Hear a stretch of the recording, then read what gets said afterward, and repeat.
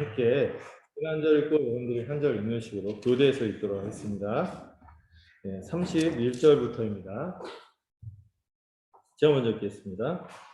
또 비유를 들어 이르시되 천국은 마치 사람이 자기 밭에 갖다 심은 저자씨 하나를 같으니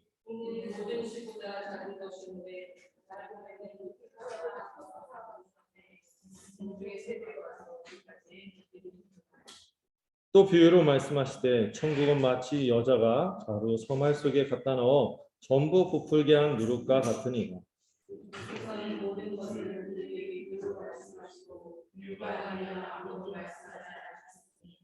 이는 선지자를 통하여 말씀하신 바 내가 입을 여러 비유로 말하고 창세부터 감추인 것들을 드러내리라 함을 이루려 하심이라.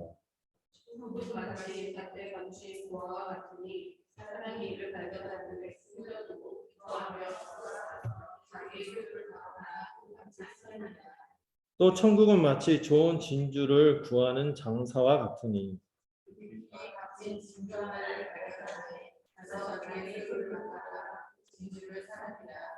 또 천국은 마치 바다에 치고 각종 물고기를 모으는 그물과 같으니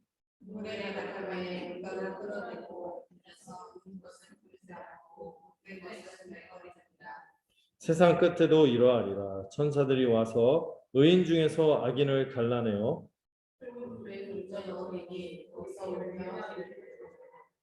이 모든 것을 깨달았느냐 하시니 대답하되 그러하오이다.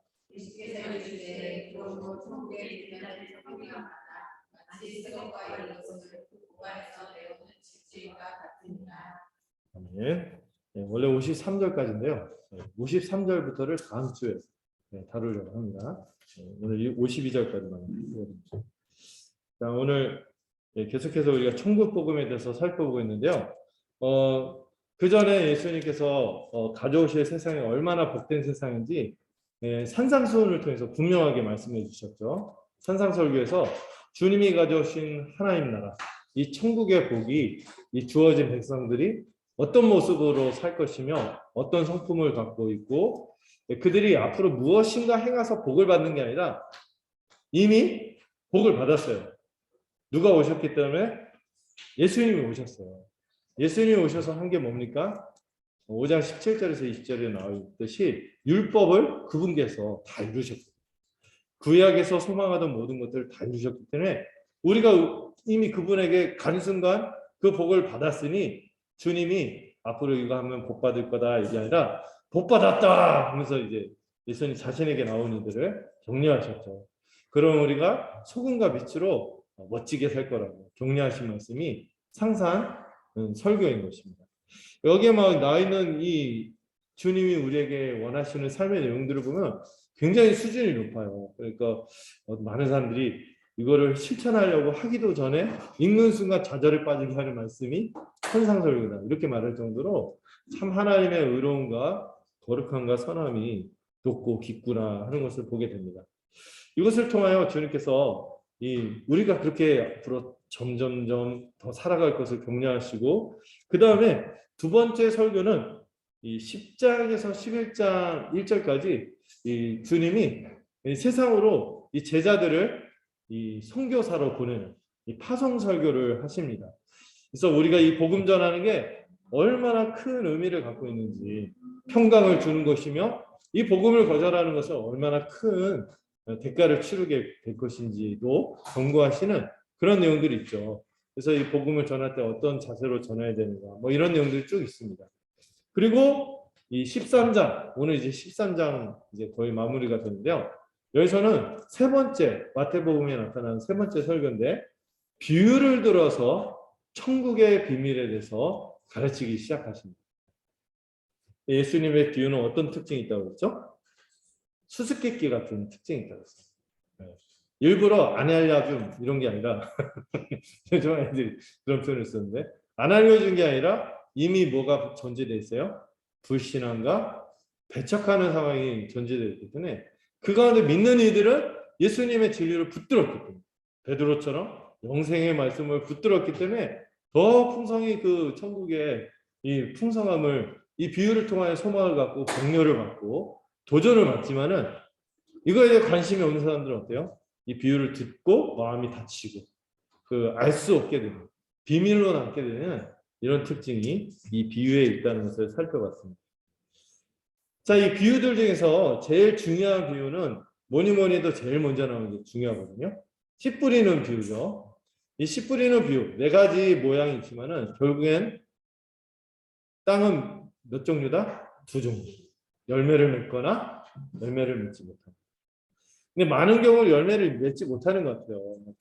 굳은 마음, 길가, 얕은 마음, 돌무더기, 그 다음에 가시떨기처럼 나눠진 마음, 이런 것들이 있지만은 그러나 온전한 마음으로 그 약속의 말씀, 천국을 가져오는 이 약속된 말씀을 믿으면은 어떻게 됐습니까? 100배, 60배, 30배 어마어마한 열매를 맺을 거예요. 그리고 이 천국의 역사는 힘차게 전진할 것을 주님은 격려하십니다. 믿는 자는 결실할 거예요.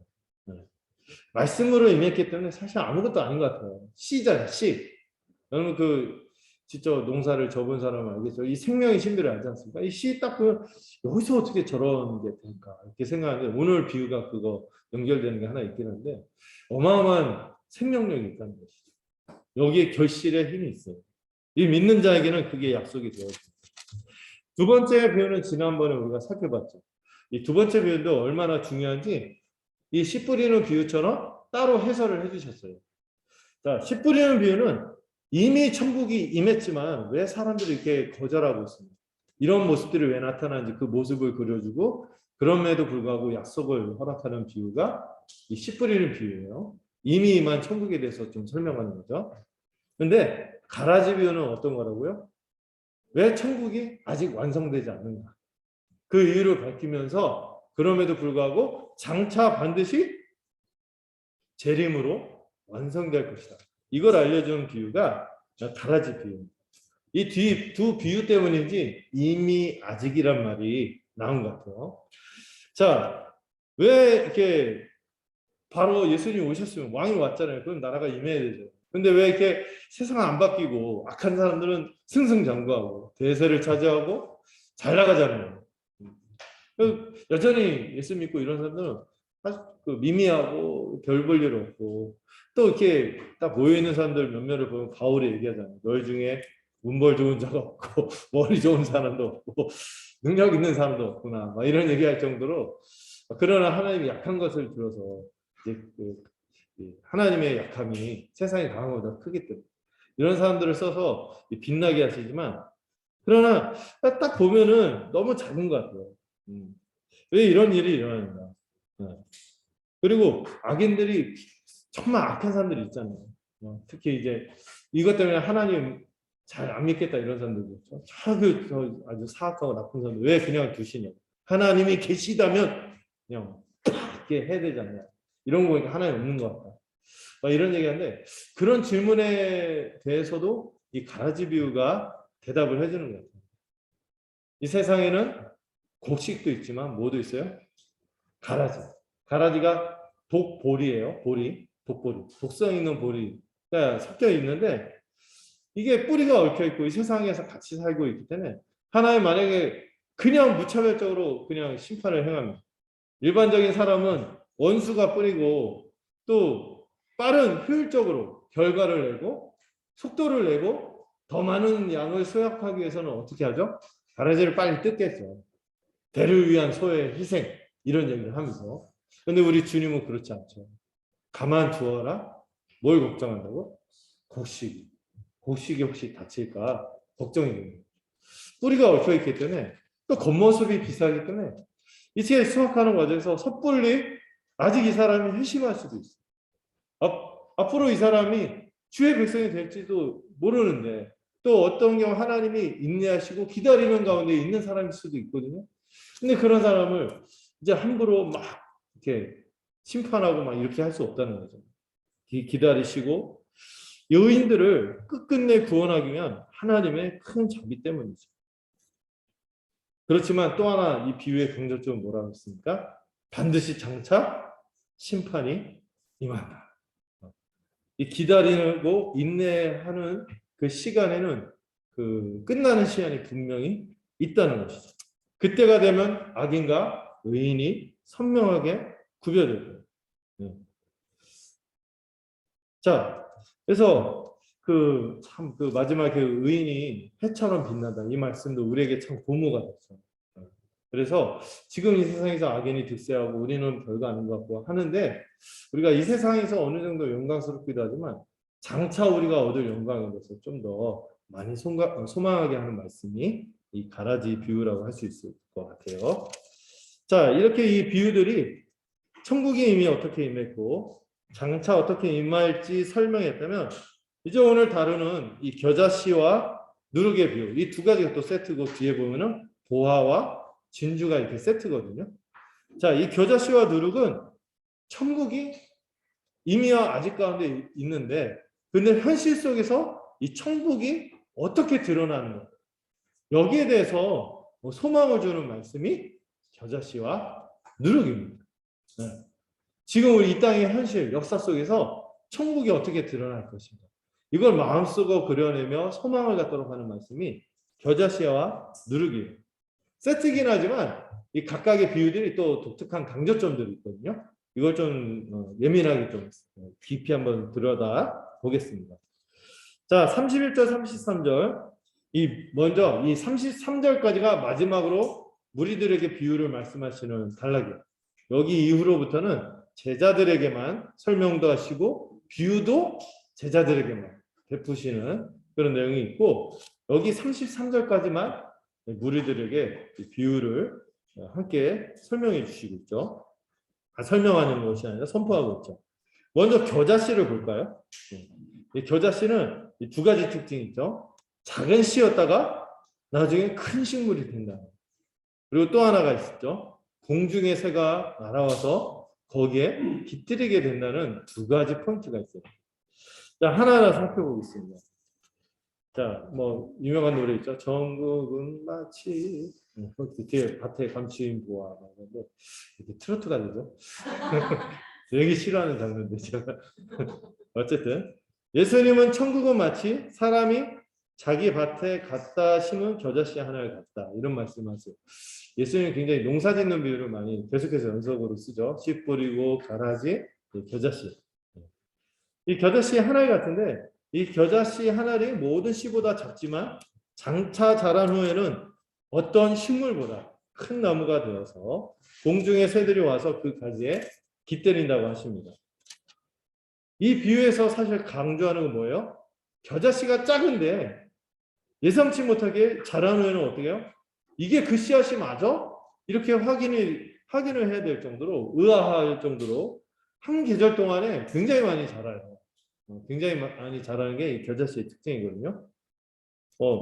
물론 실제로 여러분 식물학과 이런 사람들은 겨자씨가 제일 작지는 않아요. 더 작은 것도 있어요. 이런 얘기해요. 그리고 여기 뭐 식물보다 크다고 하는데 더 큰 식물이 얼마나 많은데 겨자나무 해봐야 이 관목이거든요. 큰 게 4, 5m 정도 자라고 보통은 3m 정도 크기의 나무가 겨자죠. 겨자나무죠. 예, 그러니까 약간 이게 뭐 과장된 거다 하지만은 사실 이게 중동에서는 가장 작은 씨가 맞아요. 예수님 그 사람들이 알아듣도록 그 문화를 가지고 얘기했습니다. 그 사람들이 알고 있던 씨 중에서는 겨자씨가 가장 작아요. 잘 알지도 못하는 무슨 씨 얘기하면 사람들 알아듣겠어요? 그러니까 이 겨자씨가 가장 작다. 그리고 여러분 중동 아닙니까? 중동. 나무가 커봐야 어떤 게 크겠어요. 겨자나무 거기서 볼 수 있는 큰 나무였기 때문에 이 비유가 먹히는 거예요. 중요한 건 뭐예요? 작은데 뻥 튀기가 된다는 거예요. 이 말씀 앞에 하고 연결이 되는데요. 천국이 지금 뭐로 임했어요? 말씀으로 임했죠. 뭐야? 이럴 수 있어요. 천국이 말씀으로 임했다니까 뭐야? 말뿐이잖아. 이럴 수 있는데 아니라 이 말을 받아들인 사람들이 아까 100배, 60배, 30배하고 연결이 되는데 이 받아들인 사람들로 인하여 엄청난 결과가 주어진다는 거죠. 과연 도대체 무슨 일이 일어난 거야? 이렇게 여길 정도로 처음에 너무 미미한데 이게 결과는 어때요? 어마어마한 결과가 주어진다는 거죠. 이를 또 알 수 있도록 연결되는 말씀이 공중의 새들도 와서 어떻게 해요? 그 가지에 깃을 드린다는 거죠. 깃들인다는 건 뭐예요? 거기서 거처를 정하고 쉰다는 거죠. 이 주님이 이거는요, 구약의 말씀을 인용하신 것입니다. 구약의 말씀을 인용하신 건데요. 이 구약에 어떤 말씀 들으면 장차 하나님이 세우신 어마어마한 나라가 생겨서 그 나라에 이런 비유를 써요. 가지에 새들이 날아와서 거하게 될 것이다. 근데 이 새들은 주로 구약에서 무엇을 비유할 때 쓰냐면은 이방인들을 이 새 비유해서 썼어요. 나중에 거대한 나라가 세워지는데 누구만? 아브라함의 혈통적 자손만이 아니라 이방인들까지도 와서 이 거대한 나라에 같이 깃들이게 된다는 예언인 거죠.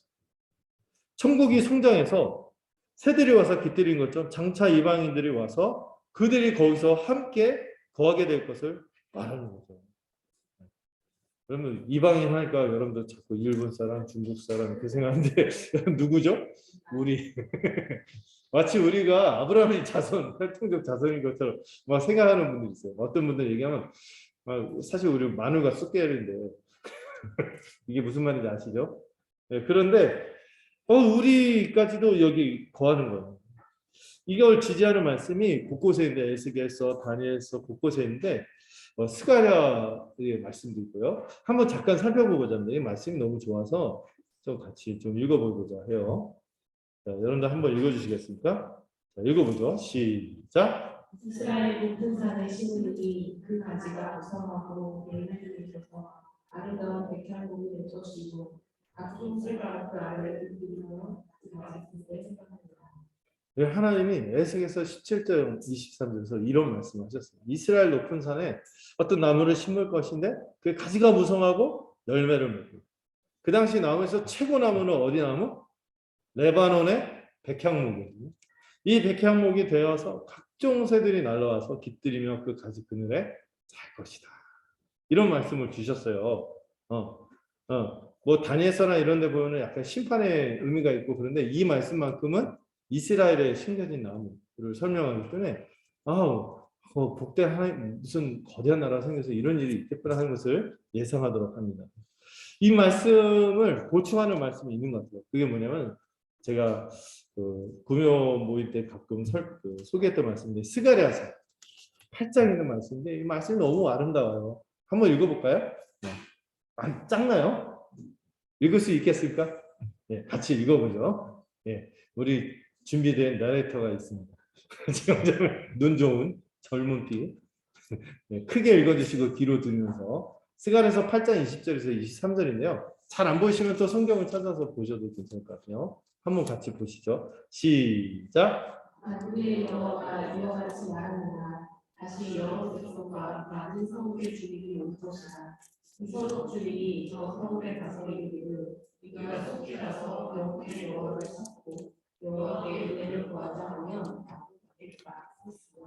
많은 백성과 거대한 나라들이 예루살렘으로 와서 만군의 여호와를 찾고 여호와께 은혜를 구하라.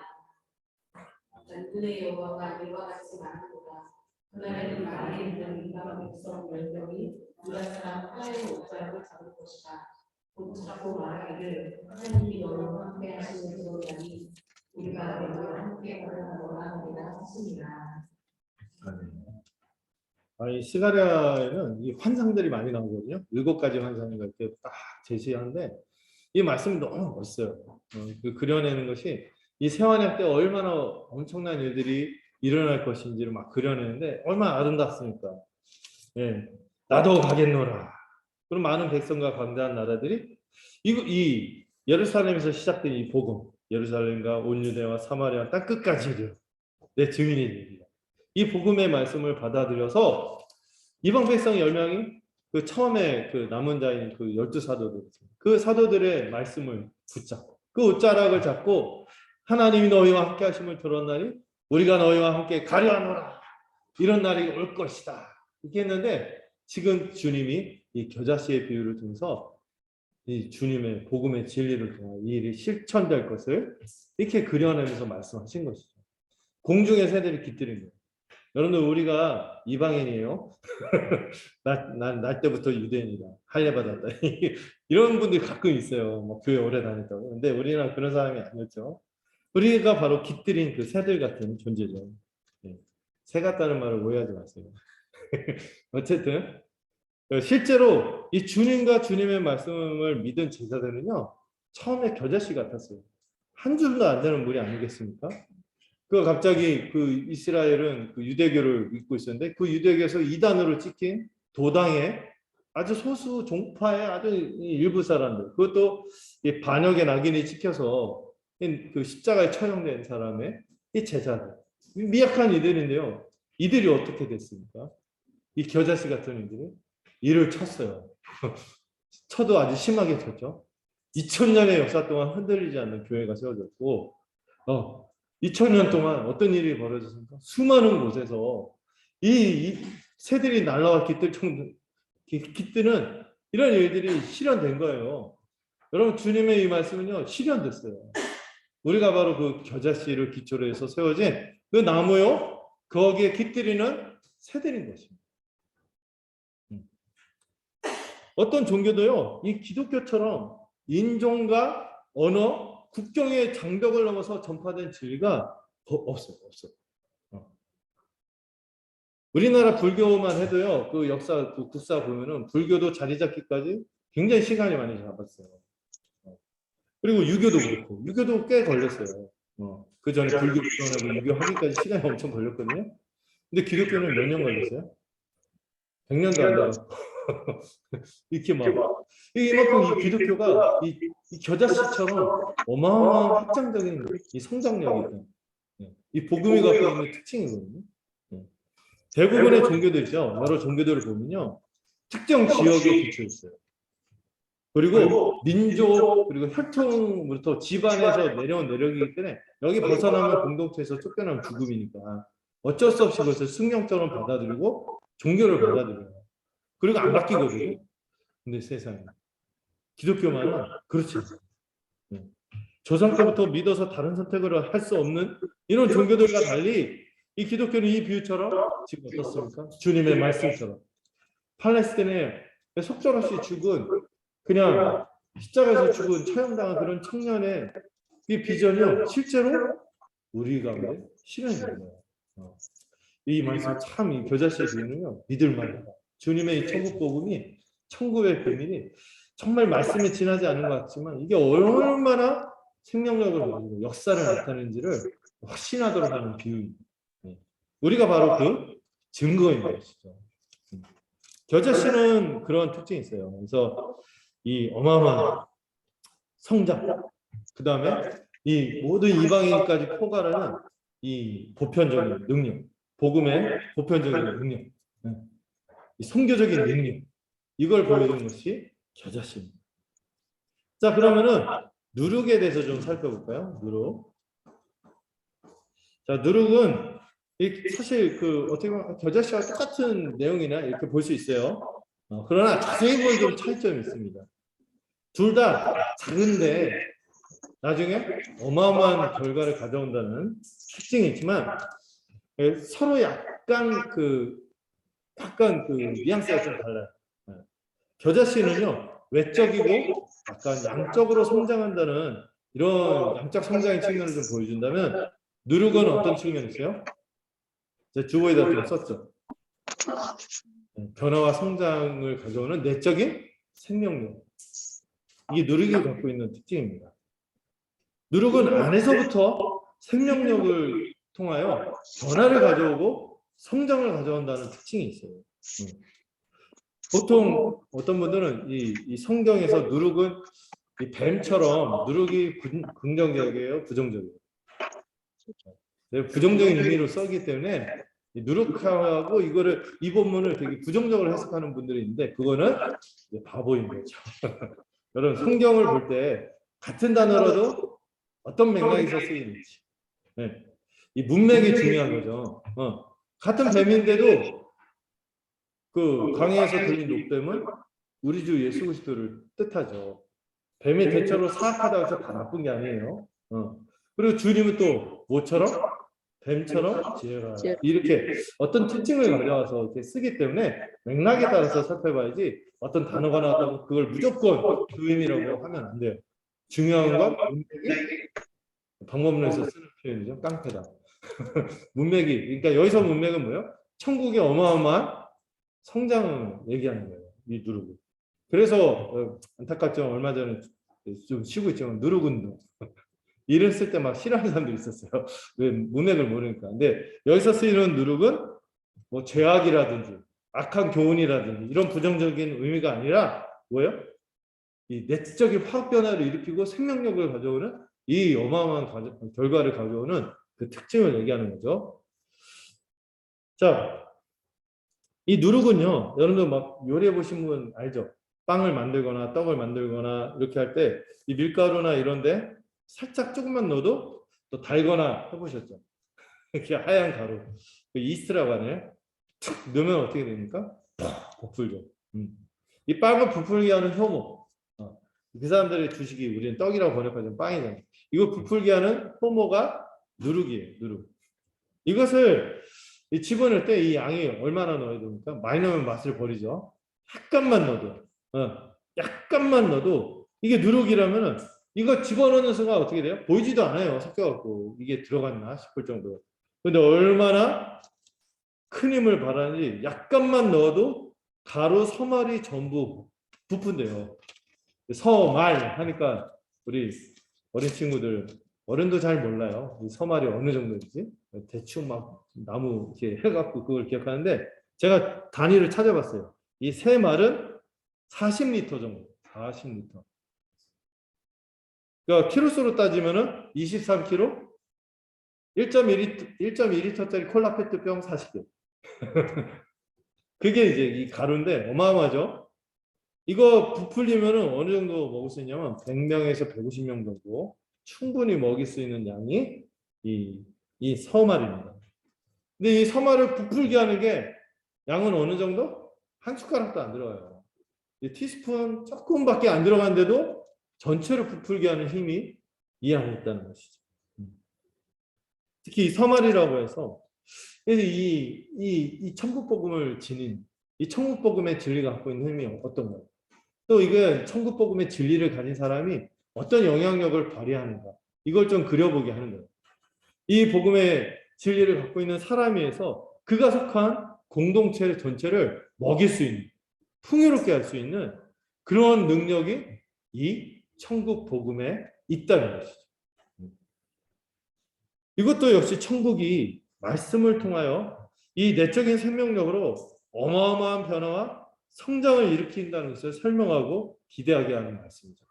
겨자씨기는 좀 규모적으로 막 늘어나는 거 있잖아요. 이걸 좀 보여준다면 누룩은 어떻다? 안에서부터 불러일으키는 영향력, 내적인 생명력 이걸 말하는 거죠. 그래서 막 상상을 해보는 이 말씀이 조금만 사람들 안에 들어가면요, 조금만 그 사람 그 복음을 받아들이기만 하면은 인생이 바뀐다니까요. 인생이 바뀌나요? 인생 바뀐 인생들에서 그 세상도 같이 변하는 역사가 이 누룩에 있는 것이죠. 여러분 그 어거스틴이라는 사람이 성경 한 구절 그것도 맥락도 아닌데 톨레에게에서 딱 읽었더니 이제는 빛의 자녀로 살라 이 말씀이 갑자기 인생을 바꿨어요. 네. 물론 다른 말씀도 알았겠지만 어쨌든 그 말씀 한 말씀만 딱 들어와도 제대로 들어와도 인생이 바뀌는 거예요. 많은 믿음의 사람들이 이 말씀으로 인하여 이 내적인 생명력으로 인하여 안에서부터 큰 변화를 누렸습니다. 예, 이 영국 사회를 완전히 뒤집어 엎은 웨슬리 같은 경우도 월더스게이트라는 그 골목에서 그 영적 침체에 빠져서 막 힘들어하다가 어디서 찬송 소리가 들려서 교회 예배 참석했는데 그 예배에서 루터의 로마서 강의를 듣고 회심했어요. 목사님이요. 그리고 세상이 바뀌었고 이 웨슬리에서 거대한 일이 나타났죠. 이 누룩이에요. 이 복음의 진리는 누룩 같은 힘이 있다는 것을 믿으시기 바랍니다. 여러분 그 누룩 운동 하시면서 그 많은 분 복음을 딱 정말 받으면 어떻게 되던가요? 갑자기 막 인생을 달리 살기 시작하지 않아요? 그 전에 그 사람의 소망이 뭡니까? 하면은 잘 먹고 잘 사는 거죠. 화장실 2개 있는 집, 차 2대 늘리고 뭔가 좀 늘리는 거죠. 막 확장하고 축적하고 이게 삶의 목표였어요.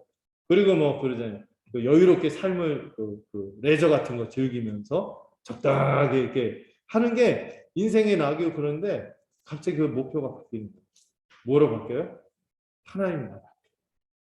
그 예수께서 우리에게 주신 놀라운 영생의 복음과 이 교회로 살아가는 축복, 이 하나님 나라의 놀라운 비전을 마음에 품고 삶의 방향이 갑자기 거기에 자기의 시간과 에너지와 물질을 막 들여서 쓰기 시작하는 거죠. 그럼 막 전폭적으로 바뀌는 거예요. 그런 사람을 막 살아가니까 주변 사람도 막 동요하는 거예요. 복음을 제대로 받아들이면은 어디서부터 이 울림이 시작되면 이 주변에 알고 있는 사람들이 알잖아요. 자기가 스스로 생각하는 게 아니라 주변 사람이 알게 되는 거죠. 이 내적인 변화를 감출 수가 없는 거예요.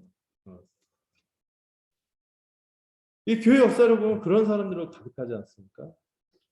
그래서 이 겨자씨와 누룩의 비유는요, 우리를 정말 격려하는 말씀이에요. 이걸 알아듣든 못 알아듣든 이 겨자씨와 누룩 비유는요, 사실 무리들한테 전한 거거든요.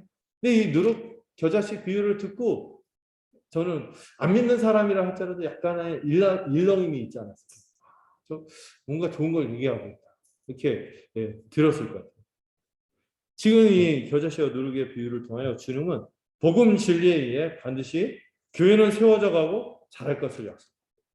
뿐만 아니라 각 사람 안에서도 생명력 있는 변화가 있을 것을 약속하고 있는 것입니다.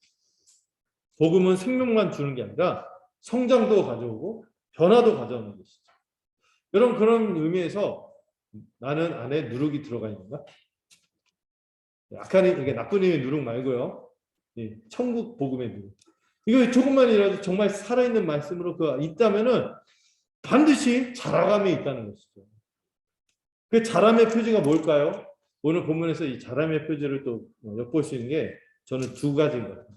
뭐냐면은 누구나 와서 깃들일 수 있는 사람이 됩니다. 또 하나는 다른 사람을 먹일 수 있는 사람이 됩니다. 겨자씨처럼 정말 이 복음의 은혜를 같이 나누면서 그 복음의 은혜의 열매로 사람들을 여유롭게 대하고 초청하고 함께 누릴 수 있는 사람이 됩니다.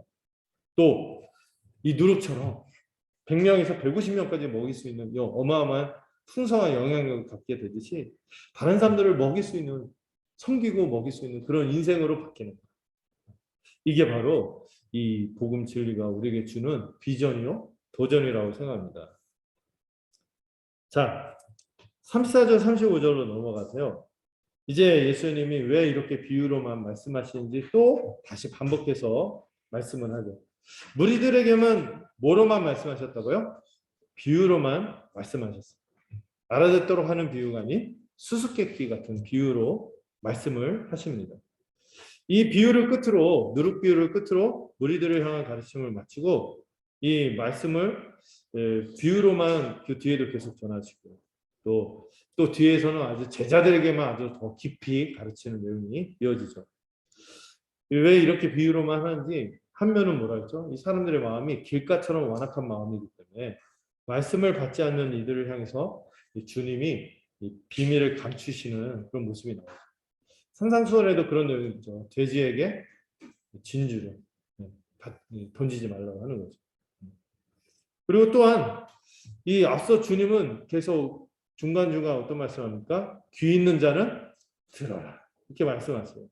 씨 뿌리는 비유에 이어 가라지 비유를 들었을 때 수수께끼 같지만 들으려는 사람들에게는 이 비유는 의미 있는 가르침이거든요. 뭔가 있다. 저기. 뭔가 있다.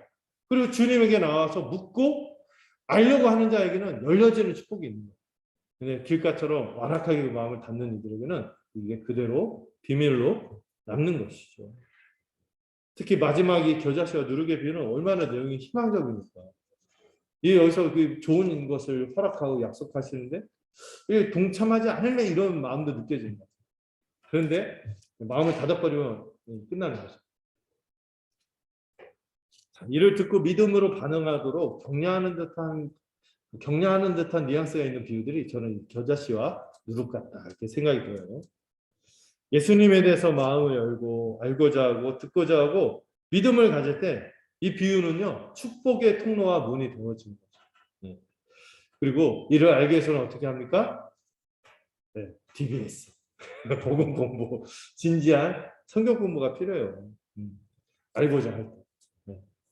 그것에서 알 수 있는 게 시편 78편 2절. 이걸 인용한 말씀 35절 여러분들 한번 읽어주시겠습니까? 자, 한번 읽어보죠. 35절 읽겠습니다. 본문에 있습니다. 시작. 이는 선지자를 통하여 말씀하시다. 내가 입을 열어 비유로 말하고 창세부터 감추인 것들을 드러내리라 하고 이것 같습니다. 이게 주님이 비유로 이렇게 천국의 비밀을 알려주시는 것도 사실 뭐를 성취하는 거예요? 구약에서 예언한 것을 지금 성취하는 맥락에서 주님이 행하시고 있다는 거예요. 특별히 여기 인용한 말씀은 예언서는 아닌데요. 시편 78편 2절의 말씀입니다.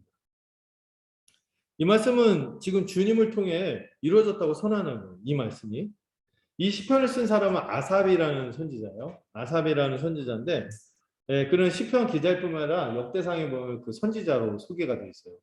이 아삽은 이스라엘의 많은 실패에도 불구하고 이 시편 78편을 통하여 하나님이 언약에 신실하셔서 자비와 능력을 베푸심을 노래하는 시편입니다. 그런데 여기서도 그런 맥락이에요. 하나님은 이 이스라엘의 불신앙과 자기 백성의 불순종함에도 불구하고 이 비유를 통해서 뭐를 드러냈을 거라고요? 하늘의 비밀을 드러냈을 것을 예언했는데 지금 주님이 그 일을 하고 있는 거예요. 이 수수께끼 같은 비유로 숨겨진 진리를 주시는 이유는 한 맥락에서 뭐라고요? 믿지 않은 사람들, 이 길가 같은 완악한 사람들이 많기 때문에 이들이 예수를 거부하고 믿지 않았음을 보여주는 것이죠. 그러나 지금 주님이 비유로 전하시는 이것은 구약에서 예언한 대로 뭘 드러내고 있는 거예요? 하늘의 진리, 창세로부터 감추어졌던 이 비밀을 전하고 계시다. 주님이 가져오신 이 하늘의 왕국, 천국이 지금 주님의 말씀을 통하여 이 세상에서 펼쳐지고 있다는 것을 증거하는 거죠. 여러분, 이 하늘에서 벌어지는 일, 지난주 우리 박성훈 성도님도 그런 나눔을 했잖아요. 이 하늘에서 벌어지는 일을 땅에 있는 인간들이 어떻게 알아요? 계시될 때만 아는 거예요. 근데 주님께서 이 비유로 이 비밀을 드러내고 있는 거죠. 땅에 있는 자들은 전혀 알 수 없는 것은 주님은 이제 비유로 펼쳐서 보여주신 거죠. 그리고 이 비유는 무리들에게는 감춰지고 믿는 제자들에게는 주어지는 이런 의미가 있는 것이죠. 그러니까 주님이 밀당하시나 이런 얘기를 하시는 분도 있어요. 밀당하는 것 같다. 궁금하지? 알려면은 와라. 500원이 아니라 궁금하지? 알려면은 와라. 또 주님에게서 뭔가 있다고 생각하는 사람들은 이 비유를 통하여 주님에게 묻고 나오고 해답을 얻는 축복이 주어지는 거죠. 주님이 오셔서 구원의 역사가 펼쳐지고 천국이 임하고 있어요. 그 천국이 임할 뿐만 아니라 그동안 감추어졌던 이 하나님의 구원 계획, 천국을 이루시려는 하나님의 계획의 비밀이 본격적으로 드러나는 거죠. 믿지 않는 이들에게는 여전히 비밀은 남지만 믿는 자들은 감춰진 것들이 드러나는 의미가 여기 부어지는 것입니다. 이것을 바울도 역시 동일하게 고백하고 있어요. 바울이 고린도전서 2장 14절 한번 볼까요? 이 말씀 한번 같이 읽어보죠. 같이 한번 읽어볼까요? 시작. 이에 속한 사람은 하나님의 성령의 이름을 받지 아니하나니 이는 그것들이 그에게는 어떻게 보이며 또 그는 그것들을 알 수가 없나니 그러하니 영적으로 분별되기 힘듭니다.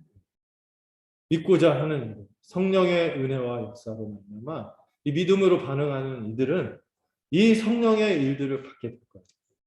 그러나 길가와 같이 이 비유처럼 이것을 믿지 않고 거부하는 자들에게는 이게 어리석게 느껴지는 거죠. 유대인들 중에 많은 사람들이 이거 어리석다, 미련하다 이렇게 헬라인들에게 미련하고 유대인들에게는 또 꺼림이 되고 이렇게 이 복음의 진리가 그런 특징이 있는 것이죠. 이거는 진짜 믿게 되고 알게 됐다는 게 사실 우리가 어떻게 믿었지? 스스로 대결하는 것 하고 스스로 머리를 쓰다듬을 일이 아니에요. 이 하늘에서 벌어진 일을 주께서 비유로 이 성령의 역사로 말미암아 드러내는 것을 우리가 이 성령으로 감응하여서 반응했기 때문에 나타난 은혜인 것입니다. 자, 우리 마지막 그 비유들을 시리즈, 비유 시리즈 쭉 이어지는데 이걸 한꺼번에 쭉 한번 같이 또 간단하게 좀 살펴보거든요. 이제 먼저 그 유명한 노래 있죠. 천국은 마치 밭에 감추인 모아 뭐 이런 노래가 있잖아요. 그 비유가 나오는데요. 여기서부터는 제자들에게 좀 더 집중적으로 가르쳐 주십니다. 비유로. 이 제자들을 대상으로만 이 내용들이 소개되고 있어요. 천국은 뭐와 같다고요? 밭에 감추인 뭐와 같아서 이를 발견한 사람이 이를 사람들에게 비밀로 하고 안 밝히고 기뻐하고 돌아가서 자기 소유를 다 팔아서 그 밭을 사는 것과 같다. 이렇게 얘기하는데 어떤 분이 이거 얘기 듣고 있더니 이건 불법 습득물 취득이다. 신고해야 된다. 막 이렇게 하는데 도덕적으로 문제가 있다는 거죠. 근데 이 비유는요. 어떤 한 측면을 보여주는 거지 이걸로 어떤 윤리적인 목적으로 얘기하는 게 아니잖아요. 어떤 측면을 설명하려고 하는 거예요. 지금 여기서 강조하는 건 뭐예요?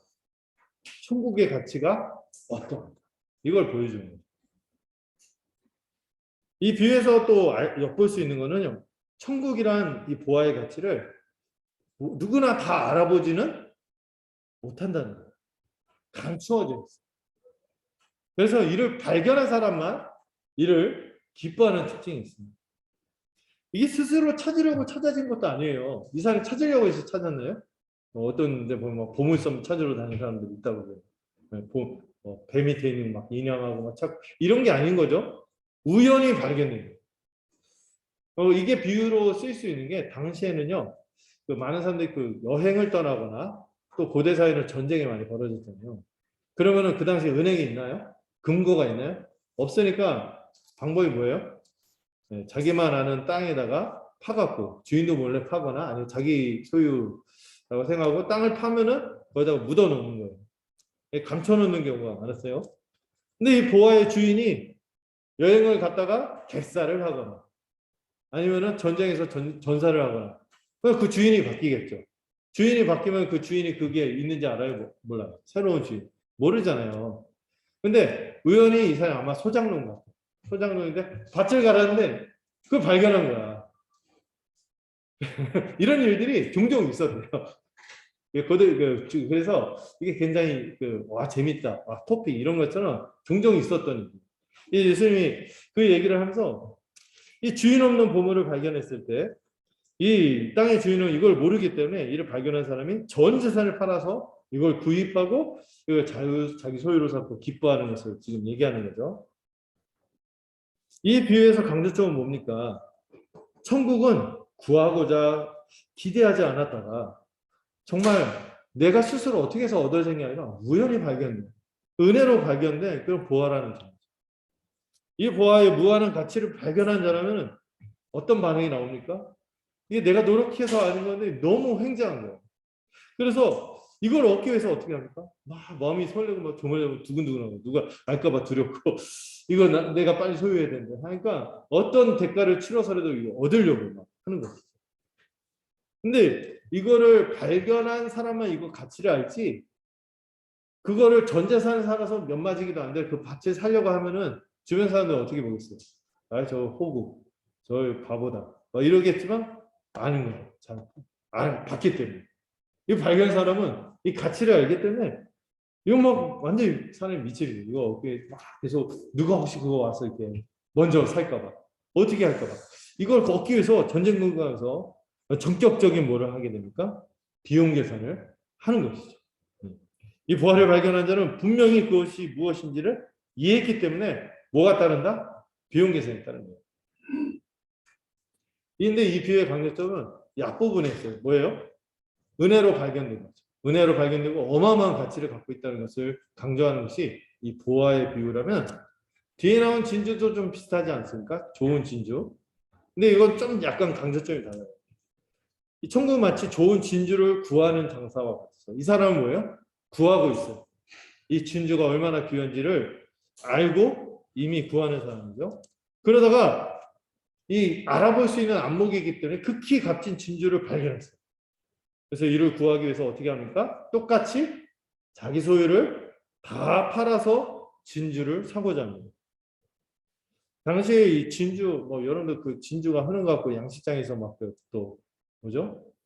무슨 바지락 칼국수 먹다 발견했다는 전설적인 얘기도 있지만 흔한 것 같지만 그 당시 진주는 진짜 비싼 보석이었어요. 제가 보니까 요즘 가치로 환산했을 때 수백만 불이 얼마인지 모르죠. 60억, 몇십억 정도 한다는 거예요. 네. 수십억 원에 해당하는 가장 고귀하고 비싼 보석이었습니다. 근데 여기서 이 장사와 이 우연히 밭을 발견한 사람과 달리 이 장사는 구하고자 했어요. 이게 좀 차이점이 있죠. 여기서 강조점은 뭐예요? 이 가치를 알아보고 구했다면 이 사람이 어떻게 하냐. 뭐죠? 어떤 대가를 치르더라도 비용 계산을 한다는 거예요. 알아봤기 때문에.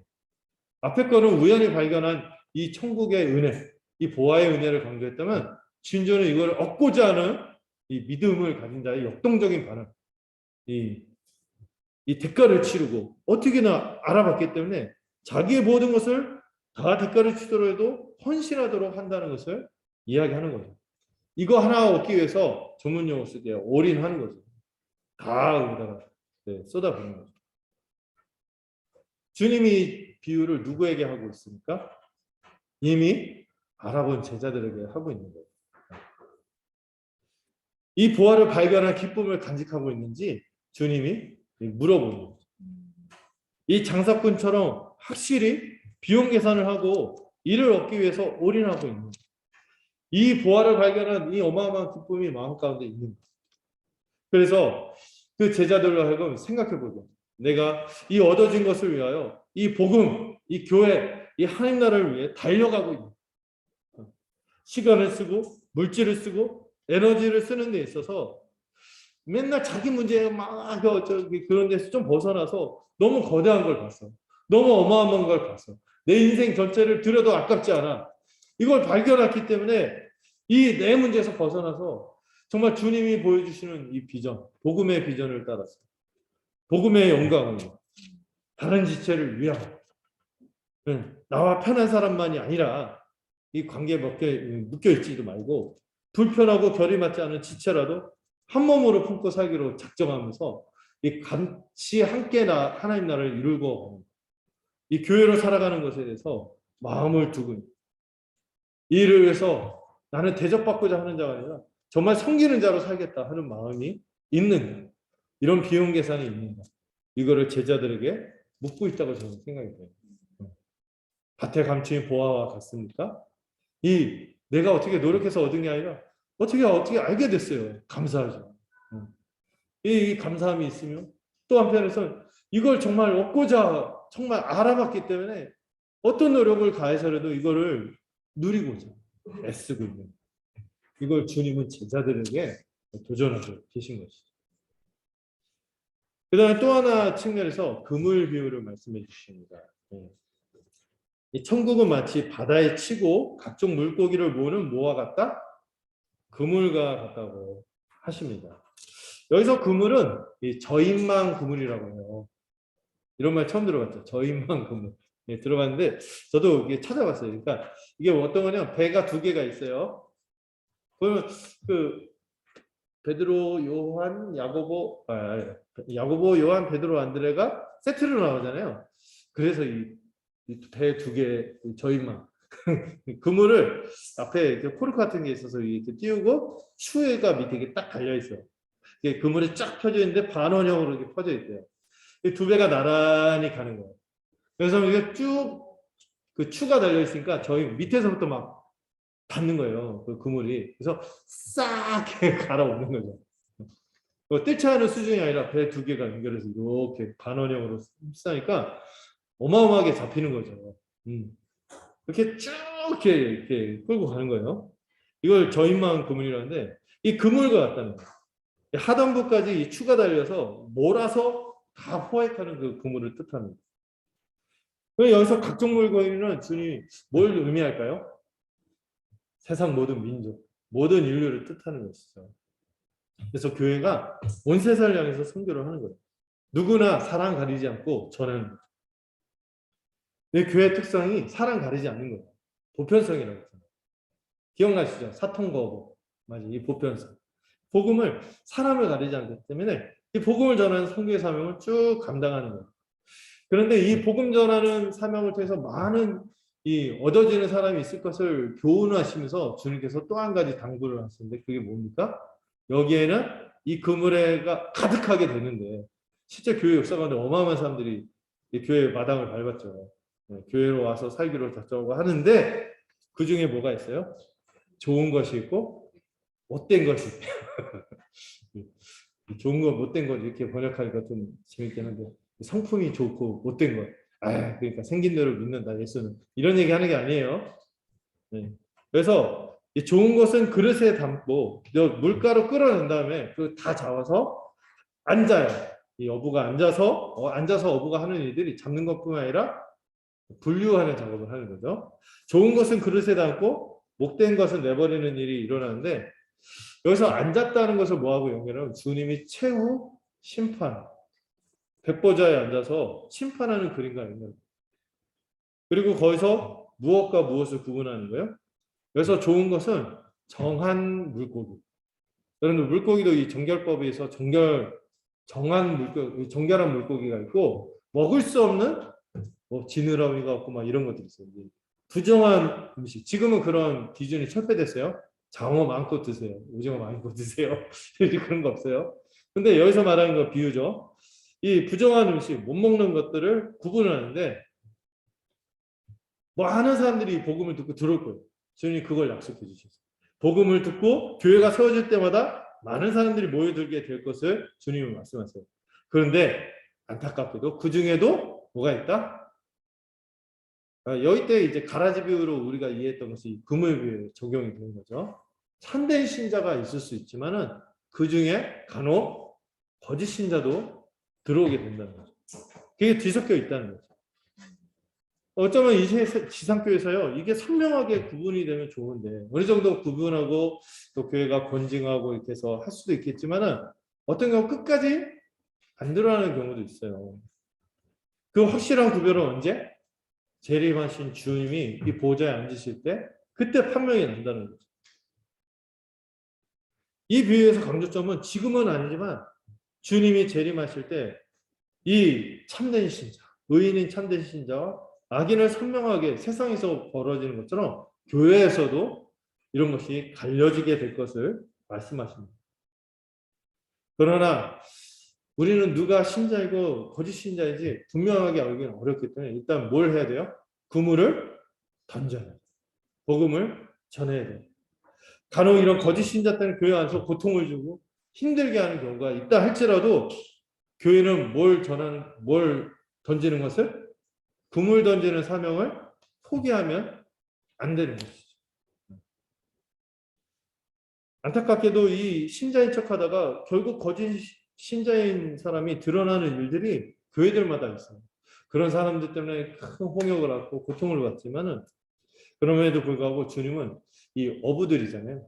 이 사람을 낚는 위대한 사명, 복음의 사명을 감당할 때 이를 감수하고도 힘쓸 수 있어야 한다. 이거를 말씀하시는 거죠. 이를 명확하게 선별하고 이렇게 구분하고 심판하는 일은 언제 벌어져요? 재림 때 일어난다는 거죠. 이렇게 생각할 때 우리가 이건 교회 생활 오래 한 사람들한테 좀 우리의 삶의 현실을 좀 생각하면서 좀 위안도 받을 수 있는 것 같아요. 그리고 가르치는 사람들도 이렇게 하다가 낙심하는 일도 많잖아요. 복음 전하고 이렇게 다 됐다 했는데 뭐 이상해지고 이런 거 할 때 슬플 때가 있잖아요. 근데 여러분 주님도 누가 있었죠? 그 제자로까지 핵심 측근으로까지 데리고 있었던 다른 여자가 있었어요. 바울도 그랬죠. 바울의 제자 중에서도 어떤 사람이 있었습니까? 그 디모데 후서인가요? 거기서 그랬죠. 대만은 나를 버리고 세상을 사랑하여 그쪽으로 갔다. 이런 얘기들이 있는 거죠. 우리가 이 땅의 삶을 살아갈 때 다 이렇게 되면 다 장미피치고 그러면 좋은데 이 마음 아픈 일들이 있을 수 있다는 거예요. 이거를 인정해야 돼요. 그럼에도 불구하고 이 비유에서 강조하는 건데요. 그럼에도 불구하고 마지막에 그 모든 구분이 이루어질 테니 지금은 뭐 할 때다? 그물을 던질 때다. 실망하지 않고 그물을 던져 복음을 전해야 합니다. 교회로 살아갈 때도 우리는 서로 함부로 심판하거나 정죄하지 않되 주님의 손에 맡길 때가 많은 거죠. 그리고 그러면서도 또 동시에 마태복음 18장에서 권면하는 것처럼 진리와 거룩함으로 설 수 있도록 우리는 신실하게 지체들을 권면하고 또 권징을 할 수 있어야겠죠. 이제 드디어 마지막 비유가 나옵니다. 주님의 비유를 이제 다 말씀하시고 나서 웬만한 비유를 말씀하시고 제자들에게 깨달았냐 이렇게 물어보세요. 깨달았느냐 확인하는 거죠. 제가 이걸 배워야겠다. 제가 항상 막 얘기해놓고 알아들은지 못 알아들은지 확인 안 하고 막 넘어갈 때가 많은데 이거 보면서 깨달았어요. 깨달으라는 말씀을 듣고 깨달았어요. 확인해야 되는 거예요. 그래서 제 스승 이용 목사님 의심과 반복의 은사를 얘기했구나. 여기 보면은 제자들이 깨달았냐 했을 때 어떻게 합니까? 그러하오이다. 알겠습니다. 이렇게 대답을 했어요. 어떤 지석들을 보면서 좀 웃음이 나오는데 이 제자들의 대답 못 믿겠다는 이렇게 알아들은 척한 거다. 이렇게 주석들이 얘기하는 주석들이 있더라고요. 안 믿어요. 왜냐면은 곧바로 뒤에 15장 16절에서 이 깨달음이 없는 자들 하면서 제자들이 책망하거든요. 그런데 그럼 그래도 깨달은 거예요. 알아가는 거예요. 과정에 있는 거예요. 무리들과 확연히 다르지 않습니까? 이 제자들은 믿음으로 주님이 가르쳐 주신 이 천국의 비밀에 대해서 조금씩 감지하고 알아가기 시작한 거예요. 깨달은 거예요. 그만큼은. 또 더한 어떤 더 단계로 나아갈 때가 있겠지만 단계 얘기하는 게 조심스러운데 더 깊이 알아가야 될 때가 있지만 그래도 어느 정도 안 거예요. 그래서 주님은 이제 마지막 천국의 비유를 말씀하시는데 천국의 제자가 된 서기관마다 마치 새 것과 옛것을 곳간에 내어오는 집주인과 같다는 말씀을 하세요. 자, 이거 한번 풀어보죠. 천국의 제자는 누구를 얘기하죠? 천국의 제자. 아까 표현이 생략됐는데 천국의 왕이신 그분의 제자니까 누구예요? 우리예요. 제자를 비롯하는 우리. 예수님을 믿는 제자를 뜻하는 거죠. 이 제자들은 제자들 또 뭐라고 설명합니까? 서기관이라고 설명해요. 서기관 하니까 우리가 예수 믿으면 속기술을 배워야 되는구나. 이런 게 아닌 거 아시죠? 성경에서 예수님과 대척점을 이뤘던 서기관을 말하는 건데 서기관은 뭘 했죠? 말씀을 등사하고 필사할 뿐만 아니라 이 말씀을 어떻게 하는 사람들? 연구하는 사람들. 말씀의 전문가요? 교사인 거죠. 그러니까 주님은 천국의 제자는 다 뭐와 같다? 서기관이에요. 다 예수님을 믿을 뿐만 아니라 이 서기관들이 율법의 전문가이자 교사이듯이 주님을 믿는 모든 제자는 뭐가 돼야 돼? 말씀의 전문가가 돼야 되고 말씀의 교사가 되어야 한다고 얘기하시는 것이죠. 이 비밀을 다 알려줬잖아요. 제자들이. 믿음으로 알았잖아요. 아는 만큼 전하는 거예요. 왜 못 전하게? 전해야지. 연구해야지. 알아야지.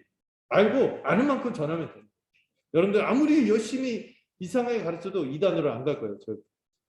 제가 우리 조원한테 얘기했는데 주님이 한쪽에 화이트를 들고 있다가 이상한 말 하면 그 사람 머릿속에서 지워줄 거다. 중요한 건 뭐예요? 주님 사랑하고 기초적인 분명히 알고 있는 진리에 대해서 말하기 시작하면 이 풍성한 역사가 나타난다고요. 이거 괜찮죠? 화이트. 이상하게 얘기해도 새겨듣게 주님이 역사해 주실 거예요. 주님을 믿는 모든 제자는 마땅히 말씀을 알아야 돼요. 이것은 목사의 전유물이 아닌 거예요. 종교개혁자들이 그래서 어쩌면 이 말씀의 기초에서도 이렇게 성경을 번역했던 것 같아요. 성경을 알아가다. 모든 성도의 손에 성경을 돌려주고 또 이 성경을 보되 또 바르게 봐야 되니까 이 바르게 성경을 알도록 복음을 친실하게 가르치고 참된 믿음을 지닐 수 있도록 이렇게 하고 또 믿음을 가질 뿐만 아니라 이 믿음을 가지고 주님이 그물을 던지라 했잖아요. 입을 열어서 복음을 전하기를 기대하는 것이죠.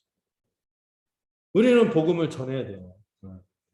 그 일을 또 주님이 약간 이 고무적인 비유가 뭐냐면 곳간에서 새 것과 옛 것을 꺼내오는 집주인 같아요. 이 곳간은 뭘 뜻하냐면 이 보물창고. 우리가 뭐예요? 보물창고를 소유하고 있어. 보물을 소유하고 있어서 새 버전, 또 옛날 거 후진기 아니에요? 골동품, 아주 고색 창연한 아주 귀한 것들. 새 것과 더불어 옛 것을 가지고 진리의 보화를 이렇게 전하는 사람으로 주님이 우리에게 비전을 주시는 거죠. 이 보배로운 것을 꺼내고 사람들에게 나눌 때 이걸 아는 사람들은 앞에 나오는 이 보아, 진주처럼 같이 여기 설레고 여기 동참하게 되는 일들이 벌어진다는 것을 주님이 공유하시는 것이죠. 격려하시는 거예요. 근데 여러분들, 자, 여기서 뭐부터 먼저 꺼내나요? 이 순서가 또 중요한 거예요. 새 것부터 꺼내요. 네. 새 것을 꺼내고 그 다음으로 옛 것으로 꺼내는 순서가 중요합니다. 그리고 대부분이 새 것과 옛 것을 새 언약과 옛 언약이라고 이렇게 봐요. 그래서 우리가 종종 여러분들한테 말하죠. 성경을 볼 때, 구약을 볼 때도 뭐를 중심으로, 뭐를 기준으로, 신약을 기준으로, 신약의 렌즈로 구약을 봐야 돼요. 제가 어떤 목사님이나 신학자들이 답답하다고 했잖아요. 자꾸 구약을 그 자체로만 하고 예수님하고 연결해서 얘기하려면 극도로 싫어요. 왜 그런지 몰라. 예수님 안 믿나? 예수님이 자신을 중심으로 새 것과 옛 것을 꺼내서 이 새 것을 중심으로 옛 것을 보고 더 풍성하게 만들고 이걸 기대하고 말씀하신 것이죠. 그래서 우리는 신약의 기준으로 구약을 해석하고 이 둘을 그리스도 중심으로 연결해서 복음의 진리를 전하는 것이죠. 저는 이것이야말로 모든 신자들이 성경을 보는 기준, 또 성경을 전하는 메시지를 전하는 기준이 되어야 한다고 생각합니다. 그래서 제가 여러분 금요일마다 언약 강좌를 하는 거죠. 제 정당성을 위해서 하는 게 아니라 말이 그거예요. 그 구약 배우니까 그 자체가 복음하고 교회하고 어떻게 연결하는지 딱 보니까 얼마나 풍성해집니까. 우리의 삶의 토대가 든든하죠. 이 은혜의 기반이 든든하고 우리의 앞으로의 삶에 대해서도 확신하게 되는 거죠. 소망하는 거죠. 여러분 이게 이렇게 보는 게 정말 맞는 게요. 교회 역사 속에서 항상 이상한 시대는요. 성경을 이상하게 해석해서 그랬어요. 자의적으로 해석하거나 이상하게 해석할 때마다 교회가 이상해졌어요. 그때마다 중심을 잡아준 게 뭐였어요? 이 새 것인 복음이었어요. 이 복음이 그 시대마다 중심을 잡아줬어요. 우리의 복음이 있잖아요. 복음을 예수전다 불신족 이것만 얘기하는 게 아니죠. 예수님의 성품, 예수님의 사역, 예수님의 이 풍성한 가르침들, 예수님 그분의 우리에게 약속하신 새로운 세상, 이 하나님 나라 이런 모든 것들을 기준으로 성경을 보면요 어마어마한 내용들이 있는 거예요. 보배로운 것들이 있는 거예요. 이 보배로운 진리를 통하여 우리는 성경을 볼 때마다 우리의 해석과 우리의 마음의 묵상은 무슨 결론?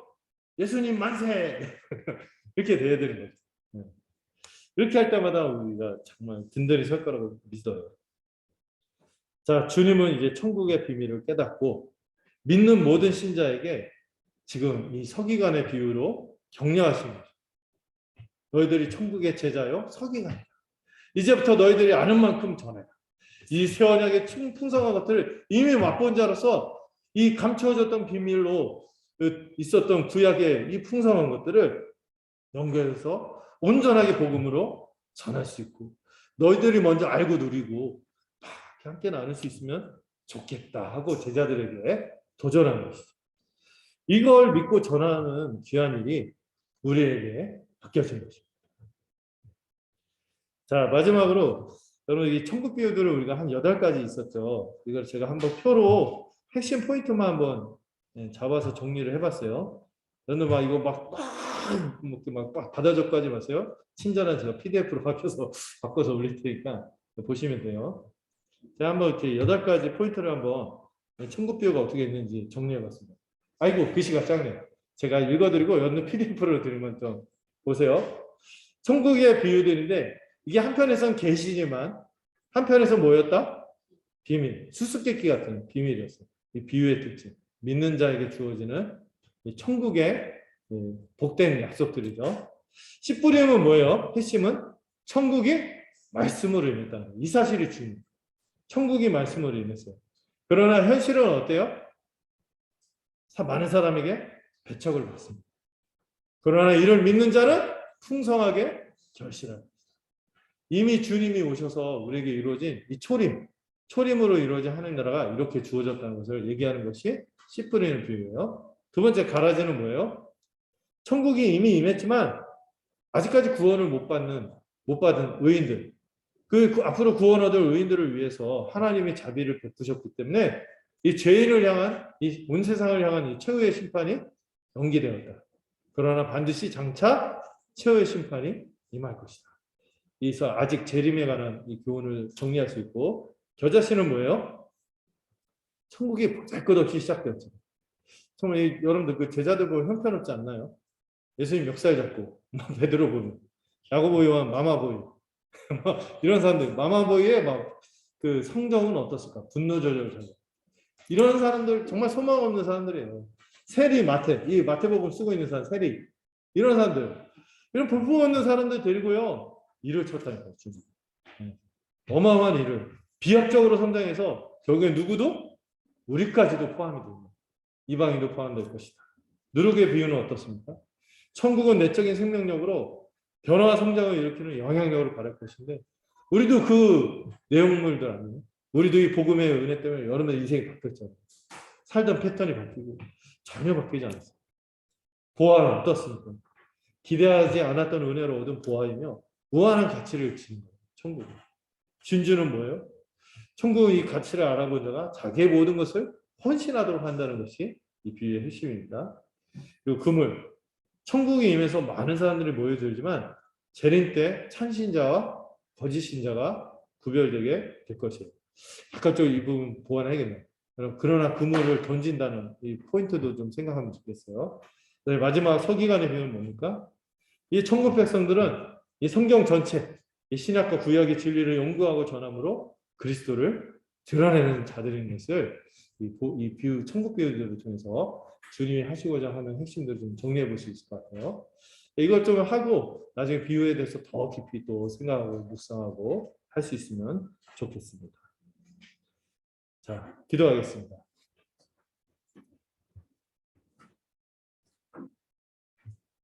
주님, 오늘 천국의 비유들을 통해서 주님이 우리에게 가져오신 이 천국의 보배로운 비밀을 깨닫게 하시고 믿게 하신 것을 감사드립니다. 우리 중에 깨닫지 못한 이들에게 믿음을 허락하여 주시옵소서. 그래서 깨달을 수 있는 축복을 허락해 주소서. 그래야 모두가, 여기 있는 모두가 100배, 60배, 30배의 열매를 맺는 자가 되도록 붙들어 주시옵소서. 우리 중에 누구도 장차 다시 오실 주님 앞에서 거짓된 신자였음이 드러나는 일이 없도록 모두가 함께 말씀을 전하고 나눔으로 함께 서기를 소망합니다. 우리가 소망하는 것은 지금은 복음의 씨앗이 가진 생명의 능력으로 교회인 우리가 성장하고 변화될 수 있다는 주님의 약속입니다. 이 일을 우리 가운데 나타내시고 이루실 줄을 믿습니다. 우리 가운데 부흥하는 은혜, 또 각 사람마다 성숙해지는 은혜를 허락해 주시기를 소망합니다. 또한 이 일을 위해서 이 복음의 가치를 참으로 깨달아 모든 것을 던질 수 있는 이 믿음의 헌신을 할 수 있는 우리가 되도록 인도하여 주시옵소서. 그리고 먼저 이 보배를 소유한 자로서 성경 전체의 진리를 우리 주 예수 그리스도의 영광의 복음의 관점에서 더 선명하게 보고 누리고 전할 수 있는 우리가 되도록 붙드시고 축복하여 주시옵소서. 예수님의 이름으로 기도드렸습니다. 아멘. 우리 함께 429장, 29장 찬양하도록 하겠습니다.